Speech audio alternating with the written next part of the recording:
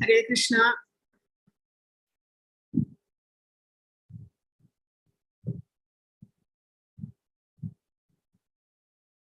Om Namo Bhagavate Vasudevaya. Om Namo Bhagavate Vasudevaya.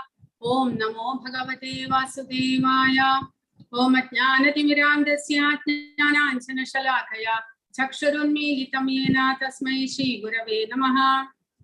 Shri Chaitanya Manobhishtam Sthapitam Yena Bhutale Swayam Rupa Katha Mahyam Dadati Swapadantikam. Vandeham Shri Guru Shri Yutapada Kamalam Shri Gurun Vaishnavamsha Shri Rupam Sagrajadam Sahagana Rathnadhanitam Tam Sajivam Sadvaitam Savadhutam Parijana Sahitam Krishna Chaitanya Devam Shri Radha Krishna Padan Sahagana Lalita Shri Vishakhanvitamsa. He Krishna Karuna Sindho Dina Bandho Jagatpate Gopesha Gopika Kanta Radha Kanta Namostude Tapta Kanchana Gaurangi Radhe Vrindavaneshwari Vrishabhanusute Devi Pranamami Haripriye Vansha Kalpatarubhyasya Kripa Sindubhye Vacha Patitanam Pavanebhyo Vaishnavebhyo Namo Namaha. Namo Om Vishnupadaya Krishna Preshtaya Bhutale Srimate Bhaktivedanta Swami Niti Namine Namaste Saraswate Deve Gauravani Pracharine Nirvishesha Shunyavadi Paschatya Desha Karine Jaya Shri Krishna Chaitanya Prabhu Nityananda Shri Advaita Gadadhara Shri Vasadi Gaura Bhakta Vrinda. Hare Krishna Krishna Krishna Hare Hare Hare Rama Rama Rama Hare Hare. Hare Krishna. Level 2 Bhagavadgita in Krishna. Hare Krishna. Hare Krishna. Hare Krishna Mataji. Hare Krishna. Hare Krishna Mataji. Hare Krishna. Level 1 il 18 ദിവസം കൊണ്ട് ഭഗവത്ഗീത പൂർത്തിയാക്കുകയാണ് ചെയ്തത്. Level 2 അങ്ങനെയല്ല. കാരണം detail ആയിട്ട് ഭഗവത്ഗീത ഓരോ ശ്ലോകവും പ്രത്യേകം പഠിപ്പിക്കുകയാണ്. അപ്പോൾ നമ്മൾ കൂടുതൽ ശ്ലോകങ്ങളുള്ള അധ്യായങ്ങൾ 2-3 ദിവസം കൊണ്ടല്ലായിരിക്കും തീർക്കുക. 40 വരെയുള്ള ശ്ലോകങ്ങൾ നമുക്ക് 2 ദിവസം കൊണ്ട് തീർക്കാൻ സാധിക്കും. അപ്പോൾ എല്ലാ വെള്ളിയും ശനിയുമായിരിക്കും നമുക്ക് ക്ലാസ്. അപ്പോൾ ഇന്ന് 1ാമത്തെ അധ്യായവും ഇൻട്രൊഡക്ഷനും കൂടെ നമ്മൾ തുടങ്ങുകയാണ്. അപ്പോൾ ലെവൽ 2 കുറച്ചും കൂടെ ഡീറ്റെയിൽഡ് ആയിട്ടുള്ള സ്റ്റഡിയാണ്. അതിൽ നിങ്ങൾക്ക് ഭഗവത്ഗീതയെ കുറിച്ച് കൂടുതലായിട്ട് മനസ്സിലാക്കുവാനും ഭഗവാനെ കുറിച്ചും നമ്മളും ഭഗവാനും തമ്മിലുള്ള റിലേഷൻഷിപ്പ്, പിന്നെ ഭഗവാന്റെ ഭക്തിയുത സേവനങ്ങൾ ചെയ്യുന്നത് എന്തിനു വേണ്ടിയിട്ടാണ്, നമ്മൾ വാസ്തവത്തിൽ ഈ ശരീരമാണോ അല്ല ആത്മാവാണോ, ഇതെല്ലാം കുറച്ചുകൂടെ ഡീറ്റെയിൽ ആയിട്ടും നന്നായിട്ടും നമുക്ക് ലെവൽ 2 ക്ലാസ്സുകളിലൂടെ മനസ്സിലാക്കാൻ സാധിക്കുന്നു. അങ്ങനെ ഭഗവാന്റെ ഭക്തിയുത സേവനത്തിലേക്ക് നമുക്ക് കുറച്ചുകൂടെ ശ്രദ്ധയും വിശ്വാസവും വരുത്തുവാനായിട്ട് ഈ ലെവൽ 2 ക്ലാസ്സുകൾ നമുക്ക് സഹായിക്കുന്നതാണ്. പിന്നെ ലെവൽ 1 പോലെ തന്നെ നിങ്ങൾക്ക് ക്വിസ് ഉണ്ടായിരിക്കും. ക്വിസിന്റെ ലിങ്ക് ഇടുന്നതാണ്. ക്വിസ് എല്ലാവരും അറ്റംപ്റ്റ് ചെയ്ത് കഴിഞ്ഞാൽ 18 അധ്യായം കഴിഞ്ഞു കഴിഞ്ഞാൽ നിങ്ങൾക്ക് സർട്ടിഫിക്കറ്റ് ലഭിക്കുന്നതാണ്. പിന്നെ ഈ ലെവൽ 2 ക്ലാസ്സുകൾ ലെവൽ 3 ക്ലാസ്സിലേക്കുള്ള മുന്നോടിയും കൂടിയാണ്. കാരണം ഭഗവത്ഗീത നമുക്കൊരു ബേസിക് അല്ലെങ്കിൽ ഒരു അടിത്തറ മാത്രമേ ആകുന്നുള്ളൂ. ഭക്തിയെ കുറിച്ച്, നമ്മൾ ജീവാത്മാക്കളുടെ ധർമ്മം എന്താ എന്നതിനെ കുറിച്ച് എല്ലാം ഒരു അടിത്തറ മാത്രമേ ഭഗവത്ഗീത ആകുന്നുള്ളൂ. ഭക്തിയെ കുറിച്ച് കൂടുതലായിട്ട് പഠിക്കാനായിട്ട് ലെവൽ 3 ക്ലാസ്സുകൾ വേറെയുണ്ട്. അതിൽ 3 പുസ്തകങ്ങൾ വേറെ പഠിപ്പിക്കുന്നുണ്ട്. കാരണം ലെവൽ 1 ഭഗവാൻ ഈ ഭഗവത്ഗീതയിലൂടെ ഭഗവാനെ എങ്ങനെ സേവിക്കണം, എന്തുകൊണ്ട് സേവിക്കണം, ആ സേവിക്കുന്നതിന്റെ പ്രയോജനങ്ങൾ എന്തൊക്കെയാണ് എന്നെല്ലാം പറഞ്ഞു തരുന്നുണ്ട്. പക്ഷേ ആ ഭക്തിയുടെ സേവനം എങ്ങനെ ശ്രദ്ധയോടുകൂടി, നമുക്കതിൽ കുറ്റങ്ങളും തെറ്റുകളും ഒന്നും വരാതെ നമ്മൾ എങ്ങനെ ഭക്തിയോടുകൂടി ഭഗവാനെ സേവിക്കേണ്ടതാണ് എന്നുള്ളത് ലെവൽ 3 ക്ലാസ്സുകളിൽ പറഞ്ഞു തരുന്നു. കൂടാതെ ഈശോപനിഷത്ത് പഠിപ്പിക്കുന്നുണ്ട്. അതിൽ ഈശോപനിഷത്ത് ഭഗവാനെ കുറിച്ചും നമ്മുടെയും ശരിയായിട്ടുള്ള പൊസിഷൻ എന്താണ്, എന്തുകൊണ്ട് നമ്മൾ ഭക്തിയുത സേവനങ്ങൾ ചെയ്യണം എന്നതിൽ പ്രത്യേകം പറഞ്ഞു തരുന്നു. കാരണം ജീവാത്മാവ് അനേകം ശരീരങ്ങളിലൂടെ, അതായത് ഭൗതിക പ്രപഞ്ചത്തിൽ നമുക്ക് അനേകം ജീവജാലങ്ങളെ കാണാൻ സാധിക്കും. ആ 84 ലക്ഷം ടൈപ്പിലുള്ള തരത്തിലുള്ള ജീവജാലങ്ങൾ ഈ പ്രകൃതിയിലുണ്ട് എന്നാണ് പറയുന്നത്. അങ്ങനെയുള്ള ആ ശരീരങ്ങളിലൂടെ സഞ്ചരിച്ച് അവസാനം കുറച്ചു നാളത്തേക്കാണ് ഭഗവാൻ ആ ജീവാത്മാവിനെ താൻ എപ്പോഴോ ചെയ്ത പുണ്യകർമ്മത്തിന്റെ ഫലമായിട്ട് ഒരു മനുഷ്യ ശരീരം ഭഗവാൻ നമുക്ക് നൽകുന്നതും നമുക്ക് ലഭിക്കുന്നതും. എപ്പോഴോ ചെയ്ത ഏതോ ഒരു ചെറിയ പുണ്യകർമ്മത്തിന്റെ ഫലമായിട്ടാണ് നമുക്ക് മനുഷ്യ ശരീരം ലഭിക്കുന്നത്.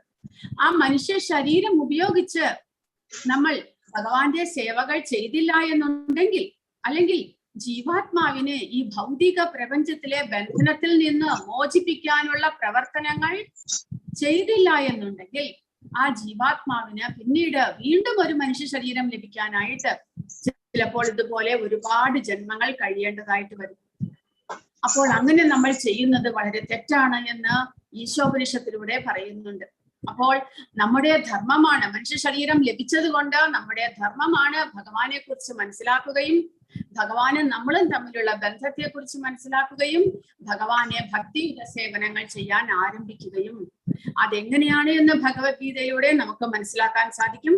കൂടുതലായിട്ടുള്ള വിവരങ്ങൾ അല്ലെങ്കിൽ ഭക്തിയെ കുറിച്ചുള്ള എങ്ങനെ പരിശുദ്ധമായിട്ട് തെറ്റുകൾ കൂടാതെ ഭക്തി ചെയ്യണം എന്നുള്ളതിനെ കുറിച്ച് ലെവൽ 3 നമുക്ക് പോകുമ്പോൾ അറിയാൻ സാധിക്കും. അപ്പോൾ ലെവൽ 2 കണ്ടിന്യൂഷൻ ആണ് ലെവൽ 3 ആയിട്ട് വരുന്നത്. കൂടാതെ നമ്മൾ ലെവൽ 1 ഹരേ കൃഷ്ണ മഹാമന്ത്രം ജപിക്കുന്നത് എന്തിനു വേണ്ടിയിട്ട്? അതാണ് കലിയുഗത്തിലെ പ്രധാന മന്ത്രം. ആ മന്ത്രത്തിലൂടെ മാത്രം നമുക്ക് പുരോഗതി നേടാനും ഈ ശരീരബോധത്തിൽ നിന്ന് പുറത്തേക്ക് വരാൻ സാധിക്കും എന്നെല്ലാം നമ്മൾ ലെവൽ 1 പഠിക്കുന്നു. അപ്പോൾ ഹരേ കൃഷ്ണ മഹാമന്ത്രം നിങ്ങൾ എല്ലാവരും ജപിക്കാൻ ആരംഭിക്കണം. ലെവൽ 2 നിങ്ങൾ 2-3 അധ്യായങ്ങൾ കഴിയും തോറും നിങ്ങൾക്ക് ആ മന്ത്രം ജപിക്കേണ്ടതിന്റെ ആവശ്യകത നിങ്ങൾക്ക് കൂടുതലായിട്ട് മനസ്സിലാക്കാൻ സാധിക്കുന്നു. അങ്ങനെ നമുക്ക് കൂടുതലായിട്ട് ഒരു മാലയിൽ നിന്ന് നമുക്ക് 2 മാല, 3 മാല, 4 മാല വരെ നമുക്ക് ജപിക്കാനായിട്ടുള്ള പ്രചോദനം ഈ ഭഗവത്ഗീതയിലൂടെ നമുക്ക് ലഭിക്കുന്നതായിരിക്കും. ഭഗവത്ഗീത കൂടുതലായിട്ട് മനസ്സിലാക്കുന്നതോടുകൂടി അങ്ങനെ നമുക്ക് 16 മാല വരെ പ്രഭുപാദ പറഞ്ഞിരിക്കുന്നത്. മിനിമം 16 മാലയാണെങ്കിൽ നമ്മൾ ഒരു ദിവസം എന്ന് പറഞ്ഞാൽ 16 മാല ഒരു ദിവസത്തെ 24 മണിക്കൂറിൽ നമുക്ക് 1.5-2 മണിക്കൂറിനുള്ളിൽ ചെയ്തു തീർക്കാവുന്നതാണ്. മിനിമം അത്രയും സമയമാണെങ്കിലും നമ്മൾ ഭഗവാന് വേണ്ടി ചെലവഴിക്കണം എന്നുള്ള ആഗ്രഹമാണ് പ്രഭുപാദ നമ്മളോട് പറയുന്നത്. കൂടാതെ ഭാഗവതം ക്ലാസ്സുകൾ, ഭഗവത്ഗീത ക്ലാസ്സുകൾ അറ്റൻഡ് ചെയ്യുക. പ്രഭുപാദ ഇത്രയുമാണ് പറഞ്ഞിരിക്കുന്നത്. അപ്പോൾ അതിനെല്ലാത്തിനുമുള്ള ഒരു പ്രചോദനം ഈ ലെവൽ 2 ഭഗവത്ഗീതയിലൂടെ നമുക്ക് ായിരിക്കും. ഇനി എന്തെങ്കിലും ചോദ്യങ്ങൾ ഉണ്ടെങ്കിൽ നിങ്ങൾ ക്ലാസ്സിന് ശേഷം നമുക്ക് ചോദിക്കാവുന്നതാണ്.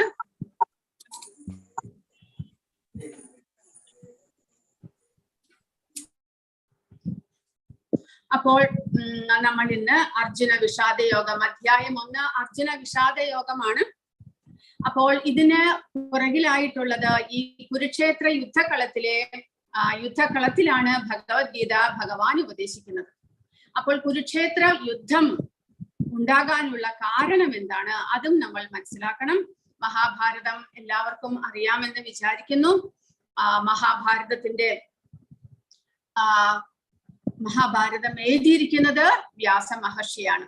വ്യാസ മഹർഷി ഭഗവാന്റെ തന്നെ അവതാരമാണ്, ശ്രീകൃഷ്ണന്റെ തന്നെ അവതാരമാണ് വ്യാസ മഹർഷി. അദ്ദേഹം വേദങ്ങളെ പകുക്കുകയുണ്ടായി.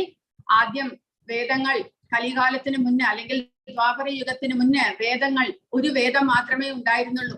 പക്ഷേ ഭാവിയിൽ കലികാലത്തെ ജനങ്ങൾക്ക് അത് മനസ്സിലാക്കാനും പഠിക്കാനും ബുദ്ധിമുട്ടാകുമെന്ന് വിചാരിച്ചുകൊണ്ട് വ്യാസ മഹർഷി വേദങ്ങളെ പതുക്കുന്നു, 4 ആക്കി തിരിക്കുന്നു. ഋഗ്വേദം, യജുർവേദം, സാമവേദം, അഥർവവേദം 4 വേദങ്ങളാക്കി തിരിക്കുന്നു.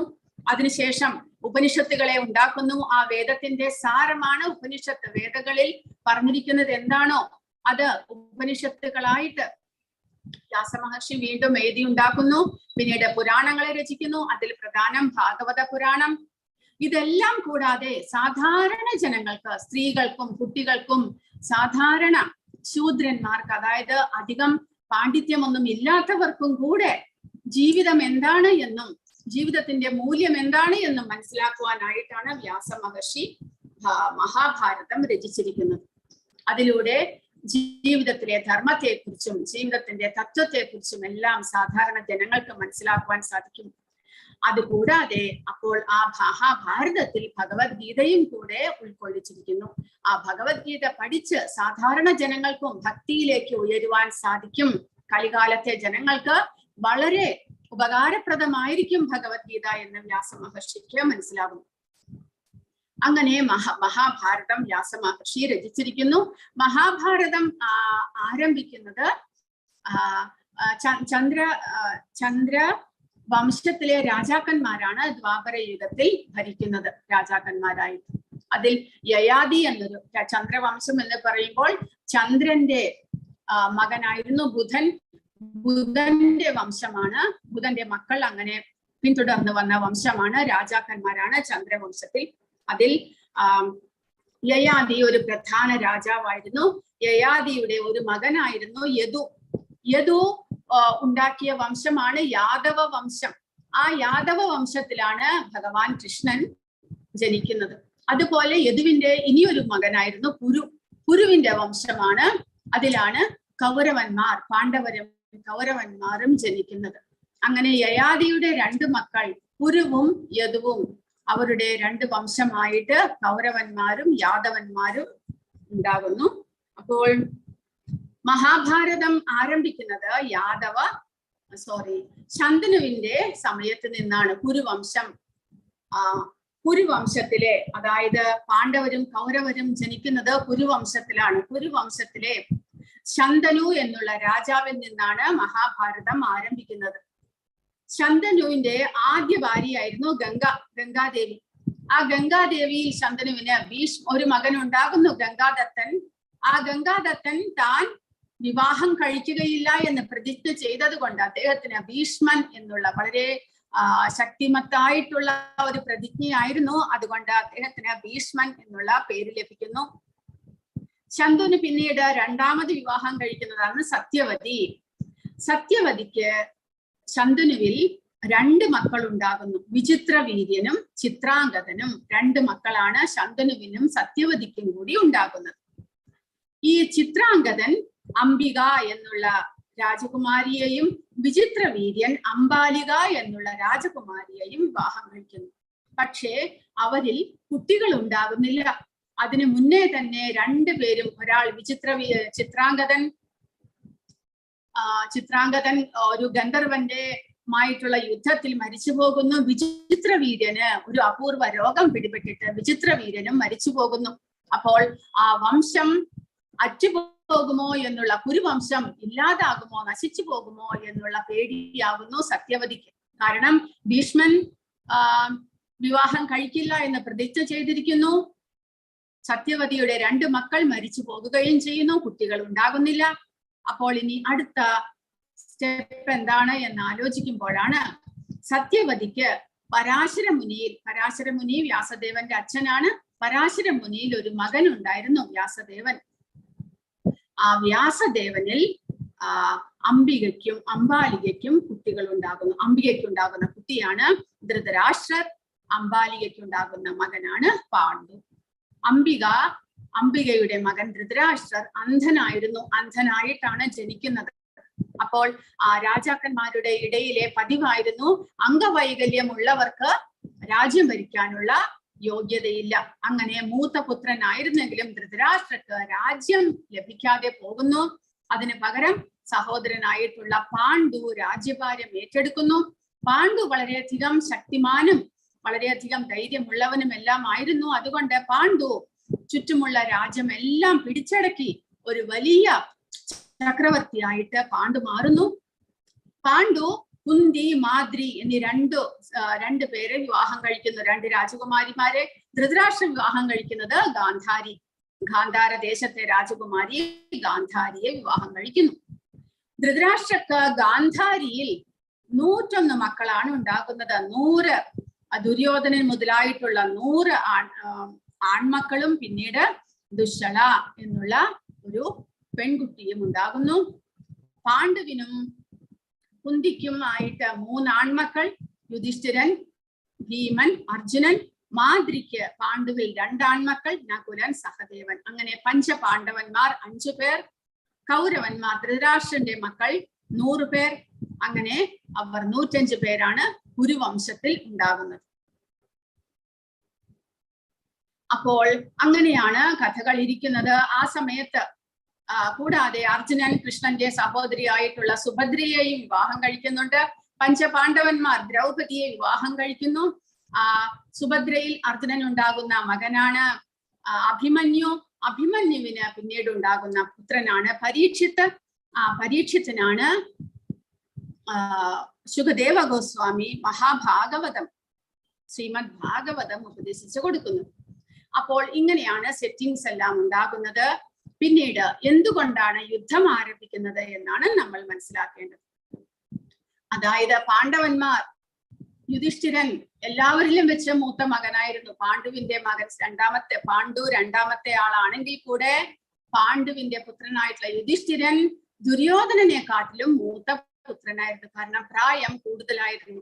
അതുകൊണ്ട് പാണ്ഡുവിന് യുവരാജാവാക്കി അഭിഷേകം ചെയ്യേണ്ടതായിട്ട് വന്നു. പക്ഷേ ധൃതരാഷ്ട്രക്ക് തനിക്കും സ്വയം രാജ്യം ഭരിക്കാനുള്ള അവസരം വന്നില്ല. അതുകൂടാതെ തന്റെ മകനും ഈ രാജ്യത്തെ ചക്രവർത്തിയാകാൻ സാധിക്കുകയില്ലല്ലോ എന്നുള്ള ഒരു വിഷമം ധൃതരാഷ്ട്രയുടെ ഉള്ളിൽ ഉണ്ടാകുന്നു. അങ്ങനെ ധൃതരാഷ്ട്രർ തന്റെ വിഷമം പുറത്ത് പ്രകടിപ്പിക്കുകയും അത് ധൃതരാഷ്ട്രയിലൂടെ തന്റെ മക്കളിലും ദുര്യോധനൻ മുതലായിട്ടുള്ള മക്കളുടെ ഉള്ളിലും ആ വിഷം വളർന്നു വരുന്നു. പാണ്ഡവന്മാരെ എങ്ങനെയെങ്കിലും ഇല്ലാതാക്കണമെങ്കിൽ മാത്രമേ തങ്ങൾക്ക് ഈ രാജ്യം ഒറ്റയ്ക്ക് ഭരിക്കാൻ സാധിക്കുകയുള്ളൂ എന്നുള്ള ചിന്തയാണ് ദുര്യോധനാദികളിലും വളർന്നു വരുന്നത്. അങ്ങനെ ദുര്യോധനാദികൾ പാണ്ഡവരെ ഇല്ലാതാക്കാനുള്ള ഒരുപാട് പ്രയത്നങ്ങൾ ചെയ്യുന്നു. അരക്കില്ലം ഉണ്ടാക്കിയിട്ട് അവരെ ദഹിപ്പിച്ച് കളയാനായിട്ട് നോക്കുന്നു. പിന്നീട് അവരെ 12 വർഷം കാട്ടിലേക്ക് അയക്കുന്നു. അങ്ങനെ കാട്ടിലേക്ക് അയച്ചിട്ട് അജ്ഞാതവാസത്തിൽ അവരെ കണ്ടുപിടിച്ച് അവരെ ഇല്ലാതാക്കാൻ നോക്കുന്നു. പക്ഷേ ഇതിലെല്ലാത്തിലും ഭഗവാന്റെ അനുഗ്രഹം മൂലം പാണ്ഡവന്മാർ എല്ലാത്തിലും രക്ഷപ്പെട്ടു വരുന്നു. എങ്കിലും അവസാന നിമിഷത്തിൽ ദുര്യോധനാദികൾ പാണ്ഡവന്മാർക്ക് അവർക്ക് അർഹപ്പെട്ട പകുതി രാജ്യം കൊടുക്കുകയില്ല എന്ന് വാശി പിടിക്കുമ്പോൾ യുദ്ധം ചെയ്യാതെ നിവൃത്തിയില്ല എന്നുള്ള അവസ്ഥയായി. കാരണം ഇവർ ക്ഷത്രിയരാണ്. പാണ്ഡവരാണെങ്കിലും കൗരവന്മാരാണെങ്കിലും ക്ഷത്രിയരാണ്. ക്ഷത്രിയർക്ക് രാജ്യം ഭരിച്ച് ജീവിക്കാനുള്ള അവകാശമാണ് ഉള്ളത്. അതുകൊണ്ട് അവർക്ക് രാജ്യം വേണം. രാജ്യം ഭരിക്കാനുള്ള കഴിവ് അവരിൽ ഉള്ളത് കൊണ്ട് രാജ്യം ഭരിച്ചു വേണം അവർക്ക് ജീവിക്കാൻ.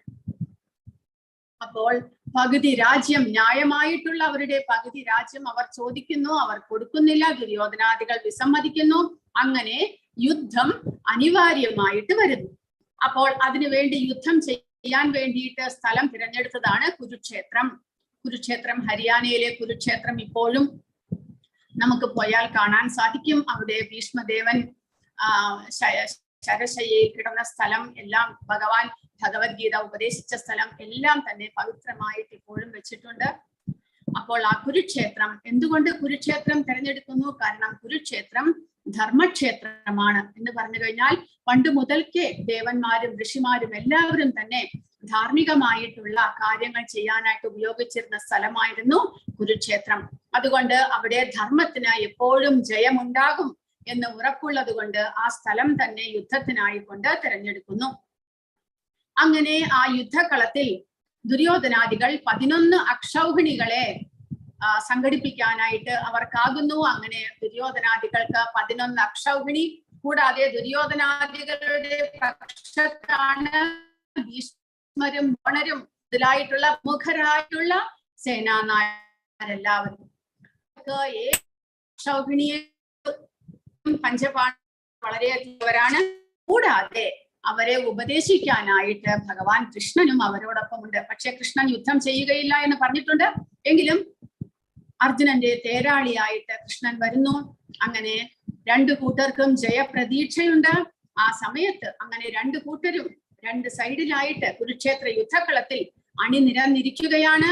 അങ്ങനെയാണ് യുദ്ധം ആരംഭിക്കാൻ പോകുന്ന ആ സമയത്ത് എന്താണ് അവിടെ നടക്കുന്നത് എന്നറിയാനായിട്ട് ധൃതരാഷ്ട്രക്ക് ആകാംക്ഷ ഉണ്ടാകുന്നു.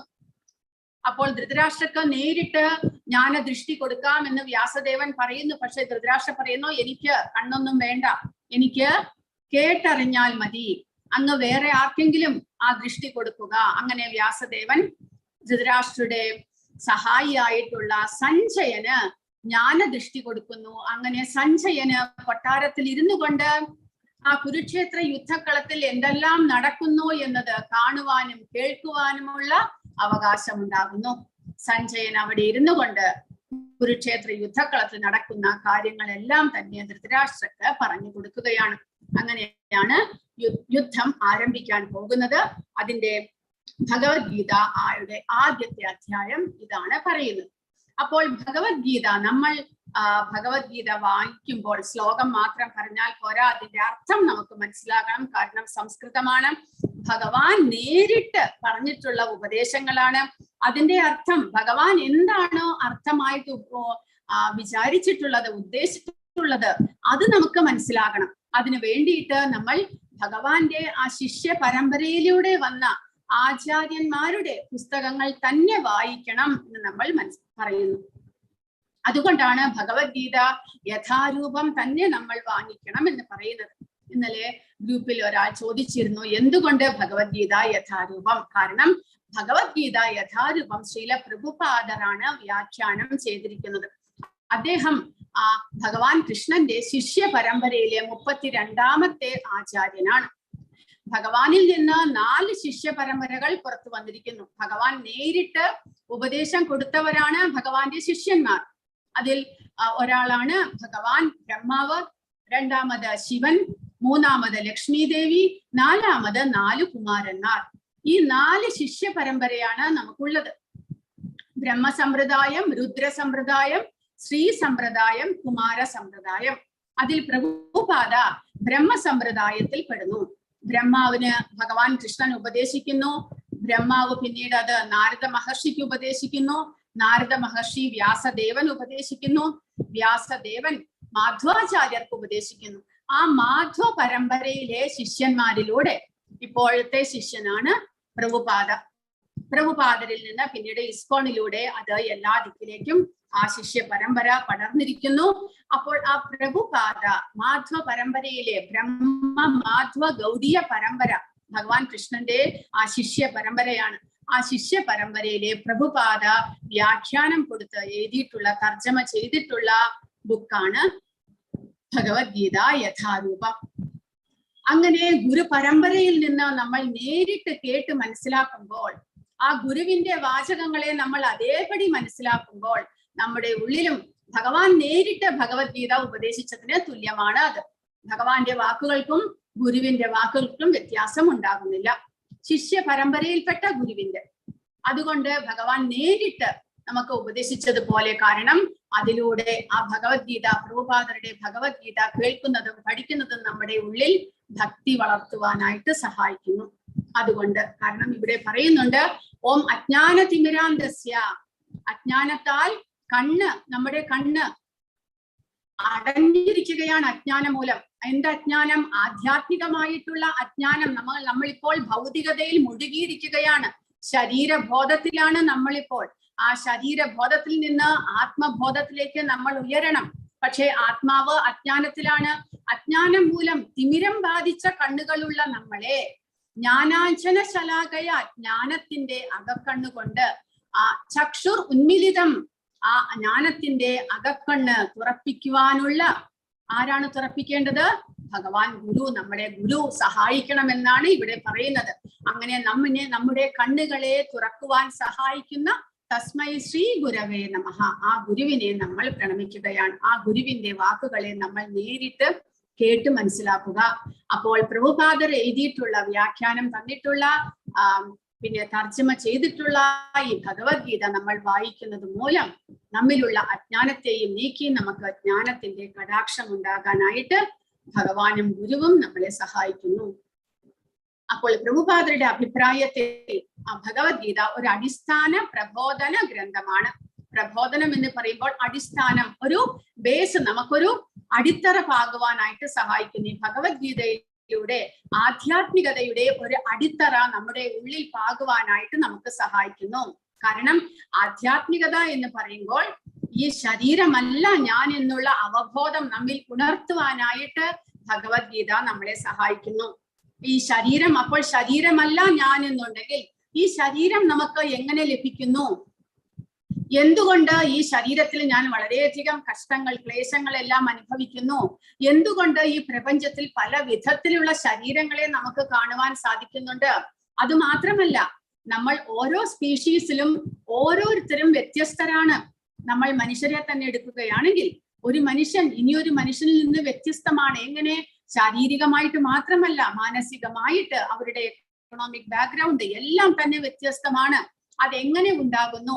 ഇതെല്ലാം മനസ്സിലാക്കുവാനുള്ള ഒരു അടിത്തറ ഈ ഭഗവത്ഗീത നമുക്ക് അതിനെക്കുറിച്ചുള്ള ഒരു ജ്ഞാനം നമ്മിൽ ഉണ്ടാക്കുന്നു. അങ്ങനെ ഭഗവത്ഗീത പഠിക്കുന്നതിലൂടെ നമുക്ക് ഒരു അടിസ്ഥാനം, എല്ലാത്തിനെ കുറിച്ചുമുള്ള ഒരു അറിവ് നമുക്ക് ഉണ്ടാക്കുവാനായിട്ട് സാധിക്കുന്നു.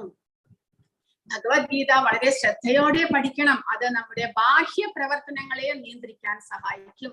ബാഹ്യം എന്ന് പറഞ്ഞാൽ നമ്മൾ പുറമേ കാണുന്നത് എന്താണ്? ശരീരം. ഈ ശരീരത്തിന്റെ പ്രവർത്തനങ്ങളെ, എന്തുകൊണ്ട് ശരീരത്തിന്റെ പ്രവർത്തനങ്ങളെ നിയന്ത്രിക്കണം?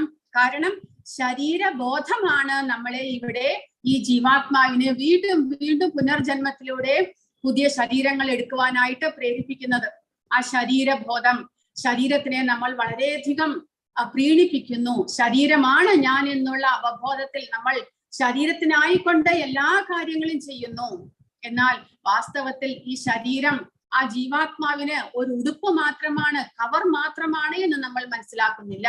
കാരണം ജീവാത്മാവ് വിട്ടുപോയി കഴിയുമ്പോൾ ഈ ശരീരം വെറും ഒരു ജഡവസ്തുവായിട്ട് മാറുന്നുണ്ട്. അങ്ങനെ വരുമ്പോൾ നമ്മൾ ഇത്രനാളും ഈ ശരീരത്തെ പോഷിപ്പിച്ചിട്ടും ശരീരം ജീവാത്മാവിനെ വിട്ടു, അല്ല ജീവാത്മാവ് ശരീരത്തെ വിട്ടു പോകുമ്പോൾ അത് വെറും ഒരു ജഡവസ്തുവായിട്ട് ചീഞ്ഞളിഞ്ഞു പോകുന്നു. ആ ശരീരത്തെയാണ് നമ്മൾ ഇത്രനാളും പോഷിപ്പിച്ചു കൊണ്ടിരുന്നത്. അതിന് വേണ്ട വളരെയധികം മിനുക്ക് പണികളും, അതിന് വേണ്ട ഇഷ്ടപ്പെട്ട ആഹാര സാധനങ്ങളും, അതിന് വേണ്ട ഇഷ്ടപ്പെട്ട വസ്ത്രങ്ങളും എല്ലാം നമ്മൾ ഈ ശരീരത്തിന് കൊടുക്കുന്നു. പക്ഷേ അത് വെറും ഒരു ജഡവസ്തുവാണ് എന്ന് നമ്മൾ മനസ്സിലാക്കുന്നില്ല. അങ്ങനെ നമ്മൾ ഭഗവത്ഗീതയിലൂടെ നമുക്ക് മനസ്സിലാക്കുവാൻ സാധിക്കുന്ന വാസ്തവത്തിൽ നമ്മൾ പോഷിപ്പിക്കേണ്ടത്, അല്ലെങ്കിൽ നമ്മൾ കെയർ എടുക്കേണ്ടത് ജീവാത്മാവിനാണ്. കാരണം ജീവാത്മാവാണ് ശാശ്വതമായിട്ടുള്ളത്. ഞാൻ എന്ന് പറയുമ്പോൾ അത് ഈ ശരീരമല്ല, ഞാൻ ജീവാത്മാവാണ്. ആ ജീവാത്മാവിനുള്ള സംരക്ഷണമാണ് നമ്മൾ കൊടുക്കേണ്ടത്. ജീവാത്മാവിനെ സ്വതന്ത്രനാക്കാനുള്ള പ്രയത്നങ്ങളാണ് നമ്മൾ ചെയ്യേണ്ടത്. അതായത് ഒരു പക്ഷിയെ ഒരു കൂട്ടിനുള്ളിൽ അടച്ചിട്ടിട്ടുണ്ടെങ്കിൽ ആ കൂട്ടിനെ മാത്രം ഭംഗിയാക്കി വൃത്തിയാക്കുക, ആ കൂട്ടിന് പെയിന്റ് അടിക്കുക, കൂട്ടിന് വേണ്ടുന്ന സംരക്ഷണങ്ങളെല്ലാം കൊടുത്തത് കൊണ്ട് അതിനുള്ളിൽ വസിക്കുന്ന ആ പക്ഷിക്ക് എന്തെങ്കിലും പ്രയോജനമുണ്ടോ? പക്ഷി അതിൽ ആഹാരം കിട്ടാതെ, വെള്ളവും വെളിച്ചവും കിട്ടാതെ പക്ഷി ചത്തുപോകുമെന്നല്ലാതെ ആ കൂട്ടിനെ സംരക്ഷിച്ചത് കൊണ്ട് പക്ഷിക്ക് ഒരു ഗുണവും ഉണ്ടാകുന്നില്ല. അതുപോലെ ബാഹ്യമായിട്ടുള്ള ഈ ശരീരം ഒരു ജഡവസ്തു മാത്രമാകുമ്പോൾ ആ ജഡവസ്തുവിനെ നമ്മൾ പോഷിപ്പിച്ച് അതിനുള്ളിൽ വസിക്കുന്ന ജീവാത്മാവിനെ കുറിച്ച് നമ്മൾ മറന്നു പോകുന്നു. അങ്ങനെ എന്ത് സംഭവിക്കുന്നു? അപൂർവമായിട്ട് ലഭിക്കുന്ന മനുഷ്യ ശരീരം ലഭിച്ചിട്ടും ആ ജീവാത്മാവിന് മോക്ഷം ലഭിക്കാതെ, അല്ലെങ്കിൽ സ്വാതന്ത്ര്യം ലഭിക്കാതെ ആ ജീവാത്മാവ് ശരീരം ഈ ജന്മത്തിലും ചെയ്ത, മനുഷ്യൻ ഈ ജന്മത്തിലും ചെയ്തു കൂട്ടിയ പാപകർമ്മങ്ങൾക്കനുസരിച്ച് വീണ്ടും ഏതെങ്കിലും ഒരു അധമ ജന്തുവായിട്ടോ എന്തെങ്കിലും ആയിട്ട് ഒരു ശരീരത്തിനുള്ളിലേക്ക് ആ ജീവാത്മാവിന് വീണ്ടും പ്രവേശിക്കേണ്ടതായിട്ട് വരുന്നു. അതുകൊണ്ട് മനുഷ്യജന്മം വളരെ വളരെ വളരെ അപൂർവമായിട്ട് ലഭിക്കുന്നതാണ്. അതിന് നമ്മൾ വളരെയധികം ശ്രദ്ധയോടുകൂടി ആ ജീവാത്മാവിനെ ഇനിയൊരു പുതിയ ഒരു ജന്മം ലഭിക്കാത്ത വിധത്തിൽ, അല്ലെങ്കിൽ അറ്റ്ലീസ്റ്റ് തരം താണ ഒരു ജന്മം ലഭിക്കാത്ത വിധത്തിൽ നമ്മൾ വളരെയധികം ശ്രദ്ധിച്ച് ജീവിക്കേണ്ടതാണ്. ആത്മീയമായിട്ടുള്ള കാര്യങ്ങൾ ചെയ്ത് ജീവാത്മാവിന് ഒരു നല്ല അടുത്ത ജന്മത്തിൽ കൂടുതലായിട്ട് ആധ്യാത്മിക കാര്യങ്ങൾ ചെയ്യാൻ സാധിക്കത്തക്ക വണ്ണമുള്ള ഒരു ജീവിതമാണ് നമ്മൾ തിരഞ്ഞെടുക്കേണ്ടത്. മനുഷ്യജന്മം ഒരിക്കലും പാഴാക്കാൻ പാടില്ല. അങ്ങനെ പ്രഭുപാദ പറയുന്നത്, ഭഗവത്ഗീത പഠിക്കുന്നത് വഴി നമുക്ക് ഈ ദേഹത്തിന്റെ, അല്ലെങ്കിൽ ദേഹബോധത്തിൽ നമ്മൾ ചെയ്യുന്ന ആ ദേഹത്തിന്റെ ഇന്ദ്രിയ സുഖഭോഗങ്ങൾക്കായിക്കൊണ്ട് നമ്മൾ ചെയ്യുന്ന പ്രവർത്തനങ്ങളെ നമുക്ക് നിയന്ത്രിക്കാനായിട്ട് സാധിക്കുന്നു. ഒരാൾ തത്വചിന്തയുടെ ഒഴുക്ക് മനസ്സിലാക്കണം, ഒറ്റയ്ക്കല്ല. അതായത് ഭഗവത്ഗീതയിലൂടെ ഭഗവാൻ ഉപദേശിക്കുന്ന ആ തത്വചിന്തകൾ, ഫിലോസഫി, നമ്മളത് ഭഗവാൻ അത് വ്യാസദേവൻ ഓരോരോ അധ്യായമായിട്ട് തിരിച്ചിരിക്കുന്നു. പക്ഷെ ഭഗവാൻ അത് ഒരുമിച്ച് പറഞ്ഞു പോകുകയാണ്. നമ്മളത് പ്രഭുപാദരുടെ വ്യാഖ്യാനത്തിൽ നിന്ന് നമ്മൾ പഠിച്ചു വരുന്തോറും നമുക്ക് ഓരോ അധ്യായവും തമ്മിലുള്ള കണക്ഷൻ നമുക്ക് മനസ്സിലാക്കാൻ സാധിക്കുന്നു. അങ്ങനെ ആ ഒഴുക്കിലൂടെ നമ്മൾ കണ്ടിന്യൂസ് ആയിട്ട് പഠിച്ചു വന്നു കഴിഞ്ഞാൽ 18 അധ്യായത്തിലൂടെ ഭഗവത്ഗീത നമുക്ക് വിസ്തരിച്ച് മനസ്സിലാക്കാനായിട്ട് സാധിക്കുന്നു. അതുകൂടാതെ ഭഗവാൻ കൃഷ്ണന്റെ കാരുണ്യമാണ് ഭഗവത്ഗീത. അതായത് അദ്ദേഹം ഈ ജീവജാലങ്ങളെല്ലാം തന്നെ, ശരീരമല്ല ജീവാത്മാക്കൾ എല്ലാം തന്നെ ഭഗവത് അംശമാണ് എന്ന് ഭഗവാൻ ഭഗവത്ഗീതയിൽ 15-ാമത്തെ അധ്യായത്തിൽ പറഞ്ഞിട്ടുണ്ട്. മമൈവാംശോ ജീവലോകേ ജീവഭൂതഃ സനാതനഃ. സനാതനനായിട്ടുള്ള ജീവാത്മാക്കൾ എല്ലാം തന്നെ എന്റെ അംശമാണ്. മമൈവാംശോ, എന്റെ അംശമാണ് എന്ന് ഭഗവാൻ പറഞ്ഞിരിക്കുന്നു. അപ്പോൾ എങ്ങനെയോ അബദ്ധത്തിൽ നമ്മൾ ഈ ഭൗതിക പ്രപഞ്ചത്തിൽ വന്നു പോയിരിക്കുന്നു. നമുക്ക് ഭഗവാനെ വിട്ട് വരേണ്ടതായിട്ട് വന്നിരിക്കുന്നു. നമുക്ക് ഭൗതികമായ ഒരു ശരീരം ലഭിച്ച് നമ്മുടെ യഥാർത്ഥ അസ്തിത്വത്തെ നമ്മൾ ഇപ്പോൾ മറന്നിരിക്കുകയാണ്. അപ്പോൾ ഭഗവാൻ നമ്മൾ ഓരോരുത്തരെയും ഉദ്ധരിക്കാൻ വേണ്ടിയിട്ട് ഭഗവാൻ സ്വയം അദ്ദേഹത്തിന്റെ കരുണയാൽ നമുക്ക് ഭഗവത്ഗീത തന്നിട്ട് പോയിരിക്കുന്നു. അദ്ദേഹം ഓരോ തവണയും അവതരിക്കുമ്പോൾ ഇതുപോലെ നമ്മൾ ജീവാത്മാക്കളെ ഉദ്ധരിക്കാനുള്ള പ്രവർത്തികൾ ചെയ്യുന്നു.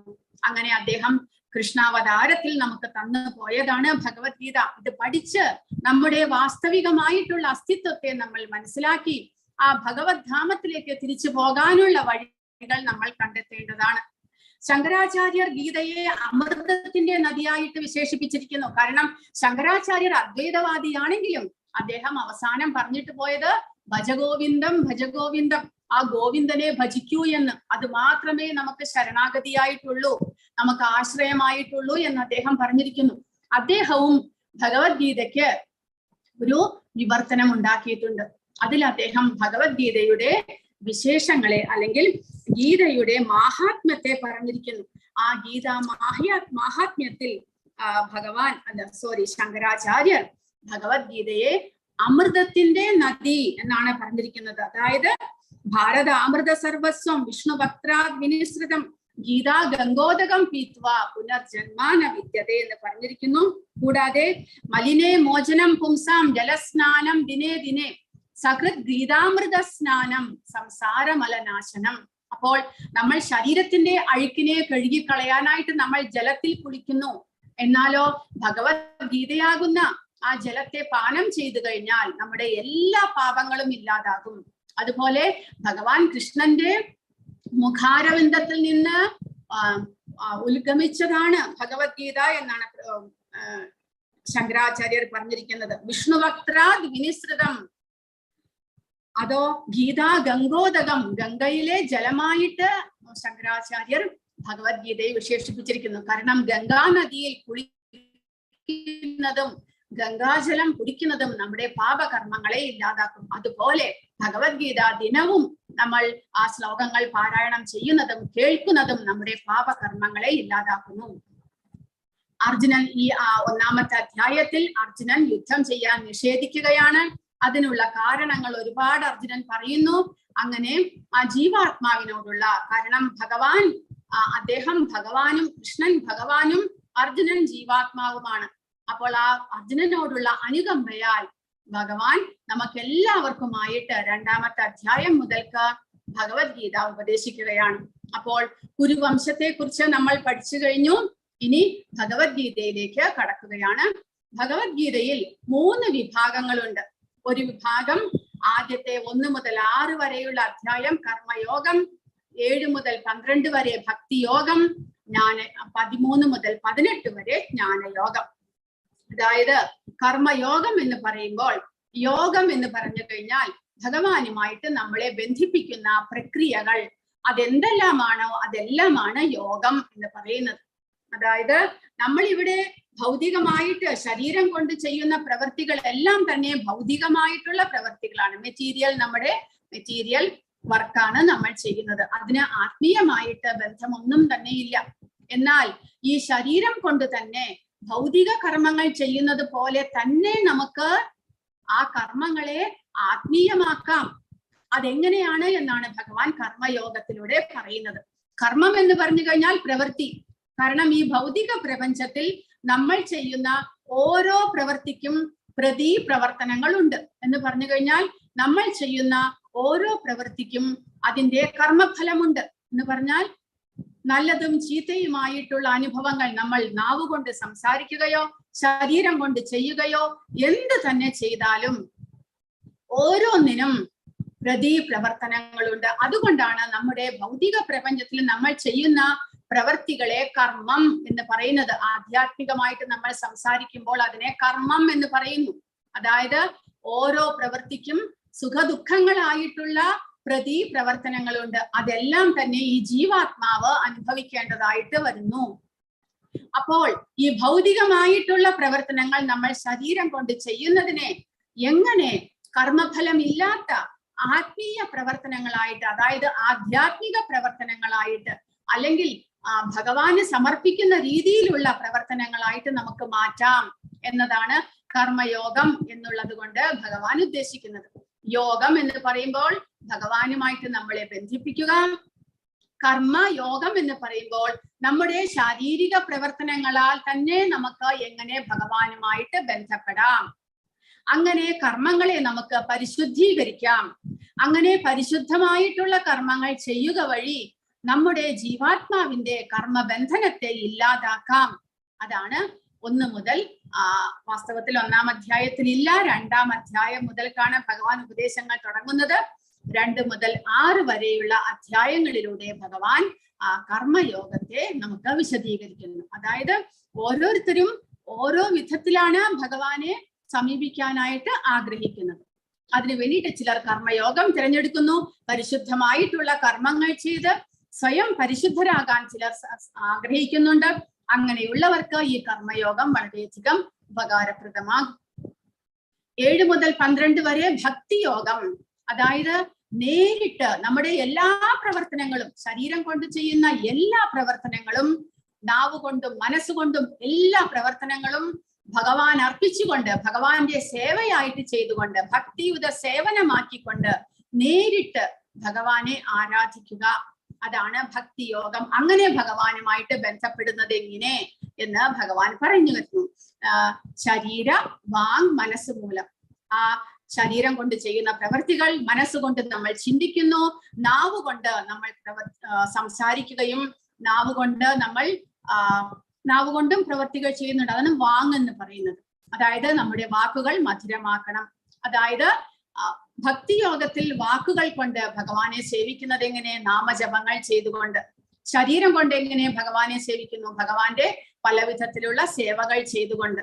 മനസ്സുകൊണ്ടോ, മനസ്സിൽ എപ്പോഴും ഭഗവാനെ കുറിച്ച് ധ്യാനിക്കാനും ഭഗവാന്റെ ലീലകളെ നമുക്ക് മനസ്സിൽ വീണ്ടും വീണ്ടും സ്മരിക്കാനും നമ്മൾ ശ്രമിക്കുക. അങ്ങനെ ഭക്തിയോഗം എന്ന് പറയുമ്പോൾ ആ ശരീര വാങ് മനസ്സുകൊണ്ട് ഭഗവാനെ ഭക്തിയുത സേവനത്തിലൂടെ സേവിച്ച് ഭഗവാനുമായിട്ട് ബന്ധപ്പെടുന്നത് എങ്ങനെ എന്ന് ഭഗവാൻ പറഞ്ഞു തരുന്നു. ജ്ഞാനയോഗം എന്ന് പറയുമ്പോൾ ആധ്യാത്മിക ജ്ഞാനം കരസ്ഥമാക്കുക.